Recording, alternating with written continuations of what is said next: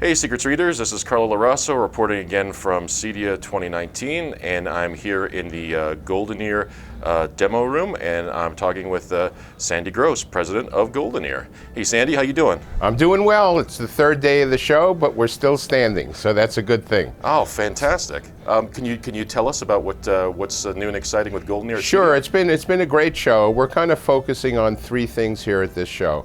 It's the first time at CEDIA that we've shown the Triton 1.R. We're also showing a complete Atmos surround system, which is based on our signature point source speaker. Okay. And the real highlight, or this very, very special thing that we're showing, is the first time we've ever shown the Bookshelf Reference X, or the BRX, which is a small bookshelf speaker that we've been working on, which is really quite something. The response has been fantastic. Oh, we've the reference products, we came out with the Triton reference, and then the Triton 1.R, which was our second reference level product. Right. And then this is the bookshelf reference. Oh, and man. it really, we wanted a total, state-of-the-art bookshelf speaker. Can be either stand mounted or run on a bookshelf, that was competitive with the finest speakers out there. We see some small high-end bookshelf speakers in the $3,000 to $4,000 a pair range, and we wanted something that was much more affordable, that at the same time offered that kind of performance. And based on the response that we've gotten here at the show, I think we hit the nail on the head. Oh, very good. So the BRX, was based on reference components. It's got the same basic 6-inch driver that we use in the Triton reference. It's got the reference tweeter, which is the tweeter that we use in the Triton reference and the 1.R. And it has, a reference balance crossover, the new twisted wiring, and the voicing to try to bring it into the same kind of sound that we have from the Triton reference and 1.R. Oh, neat. It also comes, you can see, it comes in a really beautiful package. We wanted something that was drop-dead gorgeous, as well as drop-dead great sounding. And this is all piano black lacquer, something kind of different, different for us in terms of a bookshelf speaker. I'll just take the grill off here. Oh, yeah, cool. It's magnetically held, and nice. you can see the drivers. This is again the reference tweeter, and the 6-inch reference driver from the Triton reference. And again, you can see the finish is really quite spectacular. Very pretty. And the basic response to the pricing on these has been, everybody said they're too cheap. But we're kind of focused on value, so I don't believe in too cheap. But we felt this was a good price point to be at. It's not inexpensive, but it's not crazy like some of the higher end product. And then again, we're showing Triton 1.R. This is basically a smaller version of the Triton reference. We started shipping this earlier in the year, and this is the first time we've shown it at CEDIA. And this product has been extremely well received, as has the Triton reference. Triton reference has been, people love it. People love it, our dealers love it. It's gotten a fabulous response all over the world. And basically, what we found is if people didn't want to buy Triton reference, it was usually for one of two reasons. Either it was a little higher price than they wanted to spend, or maybe it was a little too large. So we addressed that very strongly with the Triton 1.R. It's smaller, it's less expensive, and it sounds fantastic. And all the products can be used in 2-channel stereo or in a full home theater system. We feel that a really good speaker should sound great in both applications, and we try to focus on our speakers so that they can do that. In order for a speaker that's really good in 2-channel to be able to be used in a home theater application, you need really, really superb imaging, which of course is a positive for 2-channel stereo as well, and dynamic range, which of course is never a negative. But you see some high-end 2-channel speakers that don't offer the dynamic range, but again, we felt we wanted to offer that so the speakers could be used in both. Gotcha. And then again, you know, we're showing an Atmos system here based on our in-wall signature point source speaker, which has gotten also, I mean, we've had quite a great response. You know, when we introduced this speaker, and this speaker is now, it's $1,100 each. It's not inexpensive, but it really offers sound quality as good or better than a lot of similar speakers that are selling for 2 and 3 times the price.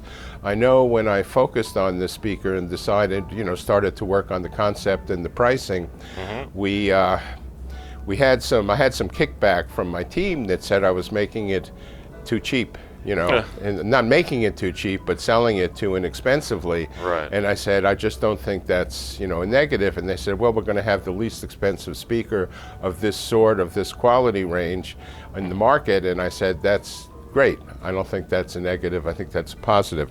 Right. I'm going to take the grill off here. Maybe. Oh, there we go. So you can see what this speaker has got. Basically, two 5¼ cast basket drivers that are around the tweeter that are going up to meet the tweeter, and there are 2 more 5¼ that go up to about 400 or 500 cycles that fill in the low frequency response on the system. This is also reference quality. The tweeter and the 5¼ have the focus field magnet structure that we developed for the reference speakers, and these are very similar. The 5¼ drivers are very similar to what we're using in the Triton 1.R. Wow. Yeah, so this again has been fantastic, and this, you know, speaker can be used with or without a back box, and, you know, again, you know, vertical or horizontal, it's quite superb. And we worked really hard on this, and this product has been shipping now for 1.5 years or maybe 2 years, and it's been very, very well received in the marketplace. Nice. This particular system here that we're the Atmos system, we've got 3 of the SPSs, a signature point source, center, left, right. We have 2 of our Super Sub X's, and this is, you know, we have a Super Sub X and a Super Sub XXL, and this is basically, it's inertially balanced in 2 planes. It has 2 active drivers on the left and right side, has 2 passive radiators, top and bottom, and we have a patent on this. And the other people, of course, have inertially balanced speakers, inertially balanced subwoofers, but nobody has combined inertial balancing in the horizontal plane with inertial balancing in the vertical plane. Gotcha. And it gives us a totally inert speaker that, you know, when we set out to build this, to design it, we wanted to make the best small subwoofer on the planet, and I think we've come pretty well, have achieved that. Yeah. And then as the Atmos height speakers, we're using our Invisus 7000s. You know, this is a speaker that was originally designed as a front main speaker to put 3 across the front in the ceiling when somebody wanted it totally invisible. And when we began to work with Atmos, we discovered that they also worked terrifically well as an Atmos height speaker. Rather than using speakers just shooting straight down, this gave us a much more consistent spread of the height information throughout the listening area, and it works great. It was very interesting when we showed this for the first time. I spoke with my friends at Dolby, and they said, no, you can't use that, because I said, why? And they said, well, it's going to give you a narrower sweet spot. And I said, it gives you a much wider sweet spot. And when they came around and listened, they said, wow, yes, you're right. As the rear speakers, we've got our MPXs. And the whole system, you know, again, it's not inexpensive, but the whole system, the 2 subs, the 3 front speakers, the 2 surround speakers in the back, and the 4 height speakers has a retail, the speaker part, of about $9,500. So again, it's offering, you know, here at the show, we see people showing home theater systems, you know, of speakers for $50,000, $100,000, $150,000. There's some crazy Carlo, systems you've seen and heard those, and you know, some of them sound great, some of them maybe not so great. But I think the system that we put together here is comparable in many ways with those ultra high-end, ultra expensive speakers, but it's at a price point that makes sense for a lot of people. It's most certainly definitely more real world. Well, we try to focus on real world. Everybody appreciates value. Absolutely. And that's kind of what we're about. You know, our slogan, you know, a passion for sonic perfection, and we make high-end affordable.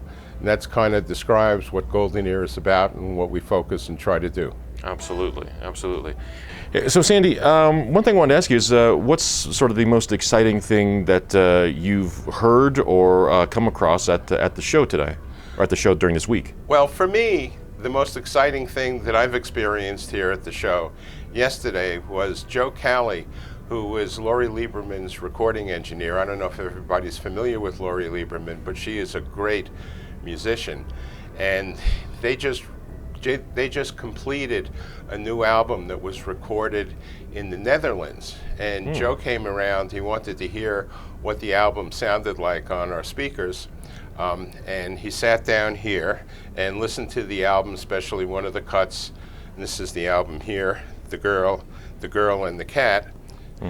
And he sat down and listened, and to me, it was thrilling because he said, Sandy, this is exactly the way it's supposed to sound.